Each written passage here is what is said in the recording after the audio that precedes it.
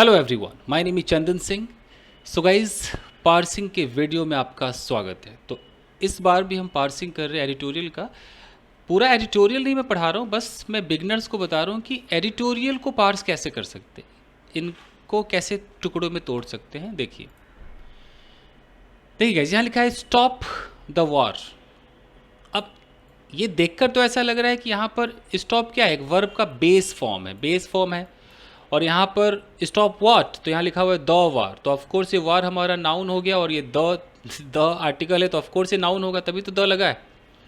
तो अगर हम किसी को बोलते हैं स्टॉप द वार, तो ये कमांड जैसा लग रहा है, कमांड ऑर्डर जैसा लग रहा है, ओए वार को रोको, स्टॉप करो, युद्ध को विराम दो, ऐसी फीलिंग आ रही है, तो ये कमांड हो गया फिर तो। अब यहाँ देखते हैं, यहाँ लिखा है कि Israel must heed the UNSC resolution for ceasefire. एक मिनट जरा, तो इसको हम कैसे समझेंगे? इजराइल मस्ट हीड, जैसे आप मस्ट को देखो गाइस, चलो इसको पार्सिंग करते हैं। इसका मस्ट हमारा क्या है, एक मॉडल ऑक्सिलरी वर्ब है। तो इस मॉडल ऑक्सिलरी वर्ब का मतलब क्या होता है, हेल्पिंग वर्ब होता है। तो इस हेल्पिंग वर्ब से पहले हमारा सब्जेक्ट है, फिर इजराइल हमारा सब्जेक्ट, तो ये रहा सब्जेक्ट, ये रहा हेल्पिंग वर्ब, तो हमें मेन वर्ब भी चाहिए। मॉडल अपने बगल में क्या लेता है, वर्ब का बेस फॉर्म लेता है। ये देखो वर्ब का बेस फॉर्म है, तो ये रहा सब्जेक्ट, ये रहा हेल्पिंग वर्ब, और ये रहा मेन वर्ब। ठीक है, मॉडल को हेल्पिंग वर्ब कहते हैं या ऑक्सिलरी वर्ब भी कहते हैं, याद रखिएगा। तो इजराइल को अवश्य ही, हीड का मतलब होता है ध्यान देना, तो इजराइल को अवश्य ही ध्यान देना चाहिए, अटेंशन देना चाहिए। अच्छा, अटेंशन देना चाहिए, तो किस चीज़ पर देना चाहिए? Israel must heed what, the UNSC resolution. ये जो यूएन का जो मतलब ये जो सिक्योरिटी काउंसिल है, जो रेजोल्यूशन पास करती है कि हाँ ये होना चाहिए, नहीं होना चाहिए, तो उसने जो रेजोल्यूशन बनाया है, एक कहते हैं ना कि एक सोल्यूशन बनाया है कि चलो भाई ये आप करो, तो इजराइल को अवश्य ही यूएनएससी के रेजोल्यूशन को मानना चाहिए, उस पर ध्यान देना चाहिए, उस पर अटेंशन देना चाहिए। ये रेजोल्यूशन किस चीज़ के लिए बना है? तो रेजोल्यूशन के बारे में यहाँ पर एक प्रेपोजिशनल फ्रेज यूज़ हुआ है, फॉर अ सीज फायर। ये जो सोल्यूशन निकाला है यूएनएससी ने, किसके लिए है? For a cease fire. Cease fire का मतलब है कि अगर दो देश आपस में लड़ रहे हैं, फायरिंग कर रहे हैं, बॉम्ब ब्लास्टिंग चल रही, तो उसको रोक दिया जाए, उसको सीज कर दिया जाए। तो ये रेजोल्यूशन यूएनएससी ने दिया है कि अब सीज फायर को रोका जाए, उसके लिए रेजोल्यूशन है, मतलब फायर को रोका जाए, ये जो फायर है उसको सीज किया जाए, सीज फायर किया जाए। यहाँ तक कुछ समझ में आ रहा है? सेंटेंस को तोड़कर देख लिया आप लोगों ने, ये रहा सब्जेक्ट, ये रहा हेल्पिंग वर्ब, ये रहा मेन वर्ब, और ये पूरा का पूरा ये ऑब्जेक्ट के अंदर आ गया। पूरा जो सेक्शन है ना, ये वर्ब का ऑब्जेक्ट आ गया, जिसमें ये आपका ऑब्जेक्ट हो गया, यहाँ ये प्रेपोजिशन है और यहाँ प्रेपोजिशन का ऑब्जेक्ट हो गया। इसको प्रेपोजिशनल फ्रेज कहते हैं। और ये प्रेपोजिशनल फ्रेज भी क्या करता है, मॉडिफाई ही तो करता है। ये कभी एडजेक्टिव बनता है तो कभी एडवर्ब बनता है। यहाँ पर ये क्या बन रहा है, रेजोल्यूशन एक नाउन है, इस नाउन के बारे में बता रहे, कौन सा रेजोल्यूशन भाई? वही सीज फायर के लिए। क्लियर? तो एडजेक्टिव बना हुआ है। अब आगे देखिए, अब आता है, यहाँ लिखा है कि 5.5 months आफ्टर। ये आफ्टर पे रुकिए, आफ्टर से पहले देखिए क्या लिखा हो, 5.5 months। ये समझाने वाला टॉपिक है, इसको समझाता हूँ मैं। देखिए गाइस, जनरली जब हम आफ्टर वर्ड यूज़ करते हैं जनरली, तो हम आफ्टर से पहले कुछ नहीं लगाते हैं। मतलब कुछ नहीं का मतलब है कि ऐसे 5 साल 6 साल नहीं लगाते। हम जनरली क्या बोलते हैं, खाने के बाद आफ्टर ईटिंग मैं बाज़ार जाऊंगा, I will go to market. या हम इसको पहले भी कह सकते हैं कि मैं बाज़ार जाऊंगा, I will go to market. यहाँ पर हमने बोल दिया आफ्टर ईटिंग। क्लियर है? तो ये सब तो आपको आफ्टर बताएंगे, आफ्टर लंच और आफ्टर क्लास, ये सब तो आप बोलते रहते हो। कहीं कहीं पर ऐसा भी यूज़ होता है गाइस, ऐसे लिखा रहेगा कि 5 months आफ्टर। अब आफ्टर ऐसे अकेला नहीं होगा, जब 5 months आफ्टर होगा तो इस आफ्टर के बाद क्या होगा, यहाँ पर एक सेंटेंस लिखा होगा। अभी सेंटेंस कुछ भी हो सकता है, ये सेंटेंस एक्टिव हो, ये सेंटेंस पैसिव हो, देखो क्या क्या हो सकता है। तो अगर मैं यहाँ पर कहता हूँ कि 5 months after I scolded Ramesh, 5 months after I scolded Ramesh, his father came to me to talk about that matter. तो इसका मतलब है कि उसके पापा मेरे पास आए, कब आए? 5 महीने बाद आए। किस चीज़ के 5 महीने बाद आए? जब मैंने उस रमेश को डांटा, उसके डांटने के पास 5 महीने बाद उसके पिताजी आए। ऐसे अखबार में यूज़ करते हैं, देख लो। After 5 months after I scolded Ramesh. आप स्पोकन इंग्लिश में ऐसे नहीं बोलते होंगे, आप खुद से पूछ कर देखिए, बोलते हैं क्या? नहीं बोलते होंगे, बट अखबारों में ऐसा चलता है, देख लीजिए। तो लिखा है ना कि 5.5 months आफ्टर, यानी कि 5.5 महीने बाद। किस चीज़ के 5.5 महीने बाद? आफ्टर के बाद यहाँ जो सेंटेंस होगा ना, इसके 5.5 महीने बाद इजराइल्स अजॉल्ट, या इजराइल हमारा देखो नाउन है, यहाँ एपोस्ट्रोफी एस लगा है, तो इजराइल का अजॉल्ट। और ये अजॉल्ट वर्ब है कि नाउन है? जरा दिमाग लगाइए तो। अजॉल्ट लिखा है, ऑफ कोर्स नाउन होगा, एपोस्ट्रोफी एस के बाद यहाँ जो आएगा वो नाउन ही आएगा। तो इजराइल का जो अजॉल्ट है, अजॉल्ट का मतलब क्या होता है? आक्रमण, प्रहार। किस पर? On Gaza. गाज़ा जो जगह है, गाज़ा पट्टी, उस पर। बिगेन, तो हमारा ये एक सेंटेंस है ना कि Israel's assault on Gaza began. तो इजराइल का जो अटैक है, जो अजॉल्ट है, वो गाज़ा पर जब शुरू हुआ उसके 5.5 महीने बाद। यहाँ तक कोई तकलीफ, कोई दिक्कत? तोड़ कर देखिए।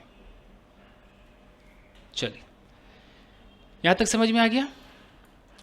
अब चूंकि यहाँ हमें एक सेंटेंस चाहिए था, जैसा अभी मैंने आपसे कहा कि अगर मैं यहाँ पर कहता हूँ कि 5 months आफ्टर, देखो 5 months after I scolded Ramesh, यहाँ पर कॉमा है, तो कॉमा के बाद मुझे एक सेंटेंस चाहिए कि नहीं चाहिए? नहीं तो अधूरा रहेगा ना, एक सेंटेंस चाहिए। अब आइए आप यहाँ पर, यहाँ भी ठीक है भाई, यहाँ पर कॉमा है, कॉमा के बाद हमें एक सेंटेंस चाहिए, लेकिन इस कॉमा के बाद अब इन्होंने क्या खेल खेला? यहाँ एक प्रपोजिशन लगाया, रिलेटिव प्रोनाउन लगा दिया। अब इसका जो हमें हाफ सेंटेंस चाहिए था वो अब कहीं दूर कर दिया, बीच में एक एडजेक्टिव क्लॉज डाल दिया, इसलिए आप लोग नहीं समझ पाते हो। तो अभी इसका मामला अधूरा है ये मतलब दूल्हा खड़ा है, दुल्हन कहीं गायब है, यूँ समझ लो। अब देखो बीच में कौन आ गया दीवार बनकर। अब लिखा हुआ है कि इन विच 32,000 पैलेस्टीनियंस हैव बीन किल्ड। अब यहाँ पे रुको जरा, इन विच, ये जो विच रिलेटिव प्रोनाउन है, ऑफ कोर्स एडजेक्टिव क्लॉज बनाएगा, तो एडजेक्टिव बनेगा तो इसका एंटीसीडेंट कौन है? किसके बारे में बात हो रही है? ये क्या है? Assault. Israel assault on Gaza began. तो ये जो अजॉल्ट जो शुरू हुआ, इस अजॉल्ट में मतलब इस युद्ध में, इस प्रहार में, इसके बारे में बता रहा है, इस नाउन के बारे में बता रहा है कि ये जो अजॉल्ट है, इसमें 32,000 पैलेस्टीनियंस हैव बीन किल्ड। इसके अंदर 32,000 जो फिलिस्तीनी लोग हैं वो मारे गए। हैव बीन किल्ड, मारे गए हैं, अब तक मारे गए हैं, प्रेजेंट परफेक्ट का पैसिव है, ठीक है। चलिए, अनोदर 74,000 इंजर्ड, तो जो 74,000 है वो घायल हो गए हैं। And more than 90% of the enclaves of population displaced. अच्छा, एक और ध्यान देना है कि यहाँ जो है मोर than 90% of the enclave's population, इसके अंदर सब्जेक्ट कौन सा है? ध्यान दो, क्या 90% सब्जेक्ट है कि मोर सब्जेक्ट है कि इनक्लेव सब्जेक्ट, कौन सा है? ये पॉपुलेशन सब्जेक्ट है, देख रहे हो? मोर देन 90%, 90% से ज़्यादा ऑफ द इनक्लेव्स। इनक्लेव क्या होता है? एक ऐसी जगह जहाँ पूरा का पूरा ग्रुप रहता है, तो इनक्लेव है। तो उस पूरे ग्रुप के पॉपुलेशन जो है डिस्प्लेस्ड, वो इधर उधर हो गए। And nearly all of them, और लगभग सारे के सारे, pushed into a devastating hunger crisis, सारे के सारे लोगों को धकेल दिया गया किसके अंदर? डिवास्टेटिंग। डिवास्टेटिंग हमारा क्या है? एक एडजेक्टिव है आईएनजी वाला। डिवास्टेटिंग का मतलब बर्बाद कर देने वाला, एकदम बहुत ही खराब। तो बहुत ही खराब हंगर क्राइसिस में, भूखमरी के सिचुएशन में डाल दिया गया। अब क्वेश्चन ये उठता है ग्रामर पॉइंट ऑफ व्यू से, मुझे ऐसा लगता है कि जैसे ऑल ऑफ देम पुस्ट, ये थर्ड फॉर्म है, तो और ऑल ऑफ देम मेरा सब्जेक्ट है, तो पुश का मतलब तो धक्का देना होता है। तो ऐसे ऐसा नहीं लग रहा कि ऑल ऑफ देम पुस्ट सारे लोगों ने धक्का दे दिया, लेकिन यहाँ पर तो ऐसा हम, ये तो पैसिव होना चाहिए ना, कि उन सारे लोगों को धक्का दिया गया, धकेल दिया गया। तो इन लोगों ने धकेला किसी को कि इनको धकेला गया? इसका हेल्पिंग वर्ब किधर है? नहीं दिखाई दे रहा है ना? तो यानी कि इसका हेल्पिंग वर्ब फिर यहाँ पर है, ये जो हैव बीन किल्ड है ना, यहाँ साफ लिखा है कि जब ये असॉल्ट हुआ गाज़ा पर, उसके अंदर 32,000 देख रहे हो पैलेस्टीनियंस हैव बीन किल्ड। तो हैव बीन यहाँ पर यूज़ हुआ यानी कि पैसिव है। अच्छा, फिर यहाँ पर अनोदर 74,000, इसमें भी अगर चाहो तो आप हैव बीन लगा दो, हैव बीन इंजर्ड, उनको घायल कर दिया गया। And more than 90% of the enclave's population, यहाँ भी हैव बीन लगा दो, हैव बीन डिस्प्लेस्ड, उन्हें डिस्प्लेस कर दिया गया, तितर बितर कर दिया गया। And nearly all of them have been pushed, उन सबको धकेल दिया गया है into a devastating hunger crisis. तो एक ही हैव बीन से सारा काम चला लिया। Getting the point? ऐसे भी अखबार को समझना पड़ेगा बॉस। पार्सिंग है, सेंटेंस खाली समझना है, न्यूज़ क्या है छोड़ दो, सेंटेंस को तोड़ कर देखो, बस मेरा यही काम है।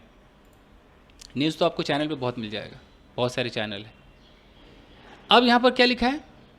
मैं तो इस अधूरे को ढूंढ रहा था, याद करो अभी मैंने क्या कहा था कि 5.5 महीने बाद इस प्रहार के, इस आक्रमण के 5.5 महीने बाद हुआ क्या, वो तो अब तक पता ही नहीं चला है। तो अभी तक खाली क्लॉज में चल रहा है, कहाँ गया? तो इस 5.5 महीने बाद ये है उसका बचा हुआ सेंटेंस, देख लो ये है। 5.5 महीने बाद क्या रिजल्ट आया? The UN security council, the UN security council यानी कि यूएनएससी ऑन मार्च 25 मार्च को कॉल्ड फॉर, ये सब्जेक्ट, ये यूएनसी है सब्जेक्ट, और ये आपका verb second form called for. Call for एक फ्रेजल वर्ब, इसका मतलब होता है डिमांड करना, मांग करना। तो यूएन सिक्योरिटी काउंसिल ने मांग करी है किसकी? एन इमीडिएट सीज फायर, तुरंत के तुरंत रोक दिया जाए, तुरंत के तुरंत युद्ध को रोक दिया जाए। तो उसकी मांग करी है, called for an immediate cease fire and release. और एक और मांग करी है, रिलीज। रिलीज किसका रिलीज भाई? ऑफ ऑल होस्टेजेस, जितने भी होस्टेज है जो बंदी बनाए गए हैं, हेल्ड बाई हमास। अब यहाँ जो हेल्ड बाई है ये क्या है? इसको बोलते हैं पास्ट पार्टिसिपल फ्रेज, कि जिसको हमास के द्वारा बंदी बनाया गया है उन सारे होस्टेज को भी छोड़ दिया जाए। ठीक है, यस गाइस, तो यहाँ तक एकदम क्लियर। चलिए आगे बढ़ते हुए देखते हैं, ब्रेक कीजिए सेंटेंसेस को, इसको आप ब्रेक कीजिए। क्या लिखा है कि the United States which has vetoed every UN resolution earlier, फिर है that called for an immediate ceasefire in Gaza, फिर यहाँ कॉमा, मतलब यहाँ के कॉमा को देखो, यहाँ के कॉमा को देखो, और फिर लिखा हुआ है कि एब्सटेंड दिस टाइम, फिर कॉमा है, signalling a change in the Biden administrations policy towards the war, यहाँ पे फुल स्टॉप है। अब यही समझ में नहीं आता कि यार कहना क्या चाह रहा है, क्यों भाई ऐसे ऐसे लिखते क्यों हो, क्यों परेशान कर रहे हो बच्चों को। अब देखिए, आइए, द यूनाइटेड स्टेट्स, यहाँ कॉमा है तो मैं रुकता हूँ, मैं इसको सब्जेक्ट मानता हूँ, ये मेरा सब्जेक्ट हो गया। ठीक है, पार्सिंग कीजिए।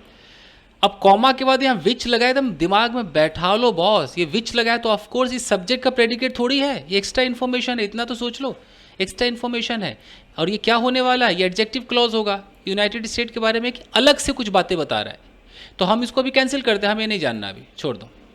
हमें देखना है कि सब्जेक्ट का प्रेडिकेट किधर है भाई, हमें ये अभी नहीं जानना, ये छोड़ दो, ये अभी नहीं जानना है, छोड़ दो, ख़त्म करो। यहाँ तक कॉमा तक, इस कॉमा से इस कॉमा तक ही एक्स्ट्रा था। अब देखो एब्सटेंड, ये है, ये सब्जेक्ट, ये उसका वर्ब है। आहा, कितनी शांति मिली, मिल गया फाइनली। ये सब्जेक्ट कह रहा था कहाँ गया मेरा verb? The United states abstained, abstained का मतलब होता है खुद पे लगाम लगा लेना। यूनाइटेड स्टेट ने खुद को रोक लिया, दिस टाइम, इस बार खुद को रोक लिया। तो ये समझ में आ गया, खुद को रोक लिया। अच्छा, क्या रोक लिया, क्यों रोक लिया, वो सब छोड़िए। अब आइए एडजेक्टिव क्लॉज पे, ये कह क्या रहा था? हमें सब्जेक्ट का वर्ब मिल गया। अब है कि ये यूनाइटेड स्टेट के बारे में क्या कह रहा था? वो United States which has vetoed every UN resolution earlier, earlier के साथ हम प्रेजेंट परफेक्ट लगा सकते हैं। तो वो यूनाइटेड स्टेट जिसने जब भी यूएन कोई रेजोल्यूशन पास करता था तो हर रेजोल्यूशन को वीटो कर देता था, यानी कि जो देश को वीटो पावर मिलता है कि किसी रेजोल्यूशन पे आप रोक लगा सकते हो, तो वीटो का मतलब है रोक देना। तो ये जो यूनाइटेड स्टेट्स है वो हर रेजोल्यूशन को वीटो कर देता था। तो ये एक्स्ट्रा इन्फॉर्मेशन हुआ कि नहीं हुआ? तो वो जो यूनाइटेड स्टेट्स है जो वीटो कर देता था अर्लियर पहले, अब यहां पर आ रहा है कि दैट कॉल्ड फॉर। ये दैट किस लिए आ रहा है? ये दैट इस रेजोल्यूशन क्या आ रहा है? कौन सा किस रेजोल्यूशन को वो वीटो करता था? वो resolution that called for an immediate cease fire, जो हमेशा मांग करता था तुरंत सीज फायर का गाजा में, कि गाजा में भाई ये लड़ाई बंद करो। तो जब भी उस पर रेजोल्यूशन पास होता था, ये यूनाइटेड स्टेट क्या करता था? वीटो कर देता था, वीटो पावर लगाता था। तो ये एक्स्ट्रा इन्फॉर्मेशन भी तो जरूरी था ना। तो उस यूनाइटेड स्टेट्स ने क्या किया? एब्सटेन, इस बार खुद को रोक लिया, दिस टाइम खुद को रोक लिया कि चलो भाई इस बार मैं वीटो नहीं लगाऊंगा। Getting the point? अब यहाँ कॉमा लगा करके क्या लिखा हुआ है? सिग्नलिंग। या एनजी क्या कर रहा है? क्या ये जेरेंड है? क्या ये पार्टिसिपल है? क्या है ये? देख लेते। Signalling a change in the Biden administrations policy towards the war. तो यानी कि प्रेजेंट पार्टिसिपल होगा पक्का। जेरेंट हो ही नहीं सकता, जेरेंट होता है तो ये सब्जेक्ट का काम करता है। बट यहाँ तो बस एक एक्स्ट्रा इन्फॉर्मेशन दे रहा है ये कि इस बार जो यूनाइटेड स्टेट ने खुद को रोका है, क्या करते हुए रोका है? सिग्नलिंग, सिग्नल देते हुए। किस तरह का सिग्नल देते हुए? अ चेंज, एक परिवर्तन का सिग्नल देते हुए। किस चीज़ में परिवर्तन है? तो यहाँ देखो प्रेपोजिशन फ्रेज लगा है, change in the Biden administrations policy. Biden के एडमिनिस्ट्रेशन की पॉलिसी में चेंज को सिग्नल दे रहा है टुवर्ड्स द वॉर। ये जो युद्ध हो रहा है, इस युद्ध में जो बाइडन की जो सरकार है उसकी जो कुछ पॉलिसी रही होगी उसके अंदर अब कुछ परिवर्तन को दिखाते हुए उसने एब्सटेन कर दिया है। क्लियर? ऐसे समझा कीजिए। आगे बढ़े। अब देखिए इसकी पार्सिंग कीजिए कि all other members of the UNC comma including Britain, which until recently had resisted calls to back a ceasefire, voted for the resolution, full stop. अब देखिए कैसे होगा भाई, क्या हम समझेंगे? कलर चेंज करें, आइए चेंज करते हैं। आप लोग भी जब तक तोड़ ताड़ के देखो क्या कह रहा है ये। देखिए तो ये कह रहा है कि ऑल अदर मेंबर्स, चूंकि यहाँ पर ये प्रेपोजिशन है तो प्रेपोजिशन से जो पहले यही मेरा सब्जेक्ट होगा, ये मेरा सब्जेक्ट हो गया बॉस, सब्जेक्ट। तो मुझे अब इसका वर्ब ढूंढना। वर्ब कहाँ है? जितने भी दूसरे मेंबर्स हैं, क्या हुआ मेंबर्स के साथ? किधर है, किधर है मेंबर्स, किधर है, किधर है? ये वोटेड, ये मेरा सब्जेक्ट है कि जितने भी अदर मेंबर्स हैं। अच्छा किसके मेंबर्स हैं? तो एक प्रेपोजिशनल फ्रेज उठा लेते हैं, ऑफ द यूएनएससी। यूएनएससी के जितने भी मेंबर्स हैं उनमें, अब यूएनएससी के जितने मेंबर्स हैं उसमें शामिल कौन कौन है? तो इंक्लूडिंग लगा दिया, इंक्लूडिंग ब्रिटेन। उन मेंबर्स में ब्रिटेन भी शामिल है। तो यहाँ तक हो गया। तो सारे मेंबर्स, कहाँ के मेंबर्स? यूएनएससी के। कौन कौन शामिल है उसमें? ब्रिटेन भी शामिल है। तो सारे के सारे मेंबर्स ने क्या किया? वोटेड। वो सब ने वोट किया फॉर द रेजोल्यूशन। ठीक है, इस रेजोल्यूशन के लिए हमारी भी हाँ है, हाँ है, हाँ है, सब ने वोट किया। ठीक है। अब इस ब्रिटेन के बाद ये जो विच है ना, इसको देखो, ये है आपका एडजेक्टिव क्लॉज, पीछा नहीं छोड़ रहा है एडजेक्टिव क्लॉज। ये कह रहा है कि विच अंटिल रिसेंटली। विच किसके लिए कह रहा है? ये ब्रिटेन, यहाँ चूंकि ब्रिटेन है तो मैं ब्रिटेन को मान लेता हूँ, नहीं तो सारे लोगों को मान लेता हूँ। यहाँ लिखा है ना कि all the members of the UNSC including Britain. Britain फ्रिटेन जितने भी मेंबर्स थे, विच जो अंटिल रिसेंटली, हाल ही तक, यहाँ अंटिल का मतलब है कि रिसेंटली, हाल ही तक, हैड रेसिस्टेड। रेसिस्ट का मतलब होता है रोकना। हाल ही तक सबने रोक रखा था। रेसिस्टेड व्हाट, किस चीज़ को रोका था? कॉल्स। कॉल का मतलब है कि जो डिसीजन हो गया उसका कॉल भी कह सकते हो। तो जो फैसले हुए थे ना, उन फैसलों को सबने रेसिस्ट कर रखा था, रोक रहे थे। फैसला क्या था? To back a ceasefire, कि बैक मतलब समर्थन करो, कि भाई सीज फायर का समर्थन करो।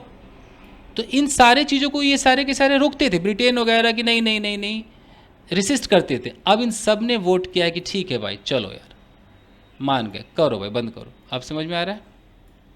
अब आगे देखिए, आगे क्या कह रहा है? Israel responded angrily. तो ये रहा सब्जेक्ट, ये रहा वर्ब, ये रहा एडवर्ब। एडवर्ब ऑफ मैनर ही होगा। कैसे? एंग्रीली है, गुस्से में दिखाया। तो इजराइल ने जो अपनी प्रतिक्रिया दिखाई, बहुत ही क्रोधित होकर प्रतिक्रिया दिखाई। अब कॉमा है, तो अब ये क्या मैं समझूंगा, इसका अगला हिस्सा कहाँ पे है?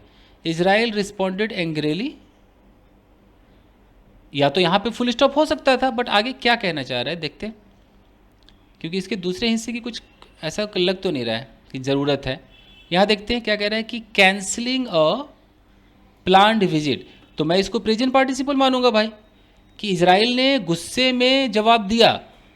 ठीक है, क्या करते हुए जवाब दिया? तो कैंसलिंग अ प्लान्ड विजिट, कैंसिल करते हुए। क्या कैंसिल कर दिया? अ प्लान्ड विजिट। विजिट यहाँ पर नाउन का काम कर रहा है, प्लान्ड यहाँ पर एडजेक्टिव का काम कर रहा है, कि जो प्लान किया हुआ एक विजिट था कि हाँ भाई यहाँ विजिट मारना है, उसको कैंसिल कर दिया। किसका विजिट था भाई? ऑफ टू, दो लोगों का विजिट था। वो किसके दो लोग थे?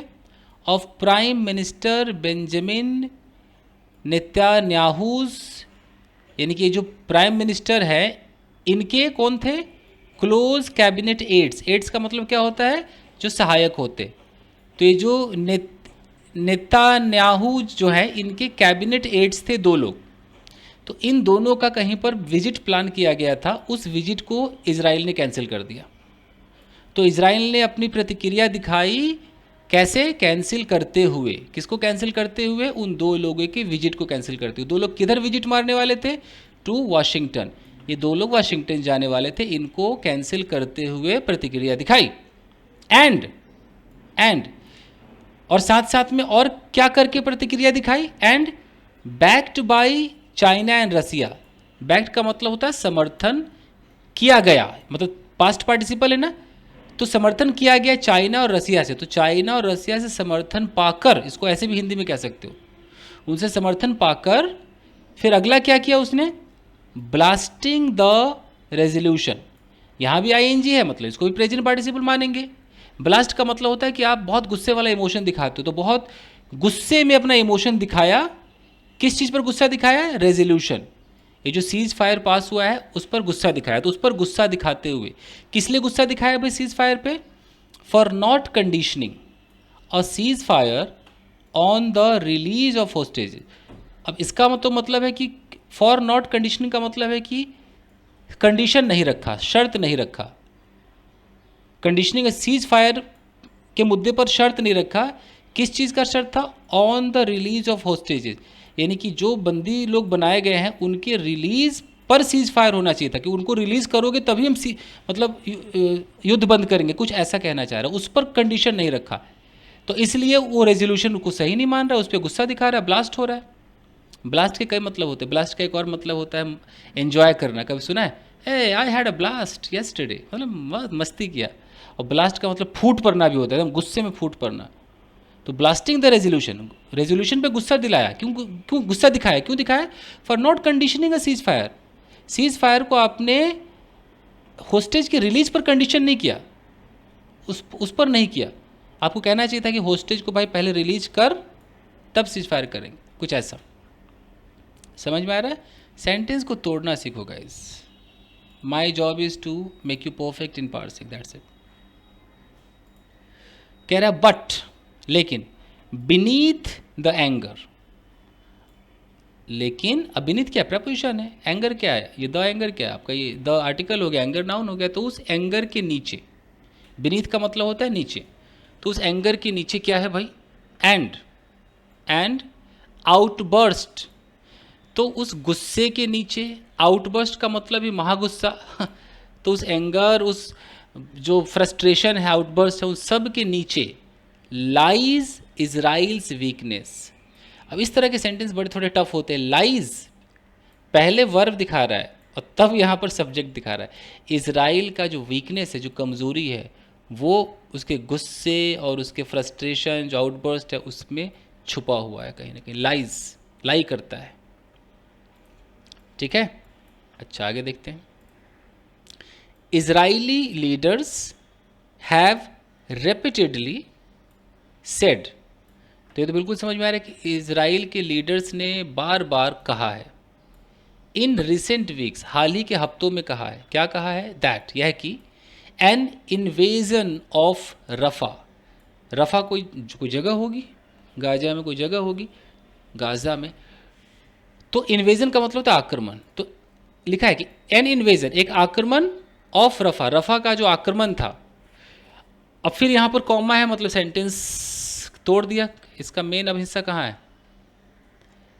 जो रफ़ा पर जो इन्वेजन था, चलो हम कॉमा पे काम करते। कॉमा कह रहा है कि द सदर्न मोस्ट टाउन, बता रहा है कि रफ़ा क्या है, ये एक एपोजिशन करके इसकी इंफॉर्मेशन दे रहा है। रफ़ा क्या है? द सदर्न मोस्ट टाउन है, साउथ सदर्न में पड़ता है, सदर्न मोस्ट टाउन वेयर, जहाँ some 1.4 million Palestinians have been cramped into. अच्छा, रफ़ा एक ऐसी जगह है जहाँ पर 1.4 मिलियन पैलेस्टीनियंस को क्रैम्प किया, क्रैम्प का मतलब उनको ठूंस दिया गया, क्रैम्प इनटू, उस जगह में ठूंस दिया गया। तो उस जगह पर, अच्छा, आक्रमण देख रहे हो क्या है? इजराइल लीडर्स ने रिपीटेडली ये कहा है कि अभी हाल ही के हफ्तों में कहा है कि एक जो इन्वेजन था, एक जो आक्रमण था, वो रफ़ा में होने वाला था। रफ़ा कौन सी जगह है? वो जगह है जहाँ पर 1.4 million Palestinians have been cramped into, उनको ठूंस दिया गया है। तो ये जो इन्वेजन था वॉज, ये वॉज किसके लिए आ रहा है? इन्वेजन के लिए आ रहा है। ये जो आक्रमण था वॉज इन द ऑफिंग। अच्छा, इन द ऑफिंग का मतलब क्या होता है? ये एक मुहावरा है। इन द ऑफिंग का मतलब होता है जो वॉज टू हैपन, इसको समझो, वॉज टू हैपन, होने वाला था, गोइंग टू हैपन, होने जा रहा था बट हुआ नहीं। तो एक आक्रमण होने जा रहा था, an invasion was in the offing, एक आक्रमण होने जा रहा था रफ़ा में। माय गॉड, अब समझ गए? चलिए आगे देखते हैं। It would be highly inappropriate, अब इसका मतलब है कि ये बहुत ज़्यादा ही अनुचित बात होगी, इनएप्रोप्रिएट होगा। It would be highly inappropriate, बहुत ही अनुचित सी बात होगी। After 14 members of the UNSC called for an immediate ceasefire, कि 14 लोगों ने सीज फायर के लिए मांग की, तो उसके बाद 14 लोगों ने सीज फायर के लिए मांग की, तो उनके 14 लोगों के सीज फायर के लिए मांग करने के बाद ये बहुत ज़्यादा अनुचित होगा। फॉर किसके लिए? इजराइल के लिए। तो देखो सेंटेंस कैसे तोड़ा है। It would be highly inappropriate के बाद यहाँ फॉर आना चाहिए ना। इस सेंटेंस का टुकड़ा ये है, लेकिन बीच में देखो आफ्टर से भी कुछ जोड़ दिया। तो ये बीच में जोड़ देते हैं ये अखबार वाले कि भाई बहुत ही अनुचित बात होगी इजराइल के लिए, for Israel to launch an attack on Rafah, अगर रफ़ा पे अटैक करते हैं तो बहुत अनुचित बात होगी। अब क्यों अनुचित बात होगी? क्योंकि भाई अब 14 लोगों ने भाई मांग की है कि अटैक रोको, अटैक रोको, और उसके बाद 14 लोगों के मना करने के बाद अगर आप अटैक करते हो तो इनअप्रोप्रिएट होगा कि नहीं होगा? ये है which could and up, could का मतलब है चांस है, चांस है, पॉसिबिलिटी है। विच, ये अटैक के लिए कह रहा है कि which could and up in another blood bath, जिसका अंत क्या हो सकता है? कोई और खून खराबा हो सकता है। अनोदर, दूसरा खून खराबा चालू हो जाएगा। कि 14 लोगों ने भैया मना कर दिया अटैक करने पर, और उसके बाद भी अगर आप अटैक करते हो, लॉन्च करते हो अटैक रफ़ा पर, तो बहुत ही अनुचित होगा। और इसका परिणाम क्या होगा? Which could and up, and up का मतलब कि हो सकता है इसका ये कौन सा रूप ले ले। एंड अप का मतलब है कि कोई और ब्लड बाथ में कन्वर्ट हो जाए। आप समझ गए? चलिए गाइस, इतना ही काफ़ी हो गया मुझे लगता है। मेरा काम था सेंटेंस तोड़कर बताना, ऐसे छोटे छोटे ऐसे लाता रहूँगा गाइस, कभी एडिटोरियल, कभी सिटी न्यूज़, कभी फ्रंट पेज, ऐसे लाता रहूँगा। Thank you guys.